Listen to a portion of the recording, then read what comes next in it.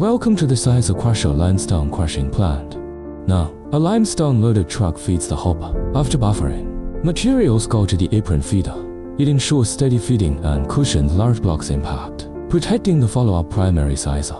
Over 300 mm limestone enters the primary sizer. It's low speed, high torque design gently crush materials, avoiding over-impact and laying a uniform particle size foundation. Crushed limestone is transferred via build conveyor to the secondary sizer. It refines crushing with precise gap control, boosting block rate, cutting pulverization and dust. Post secondary crushing. Materials go to the vibrating screen for final sorting. Unqualified 1-3 crush. Qualified products go to the finished silo for later use. This full auto system boosts efficiency and ensures quality.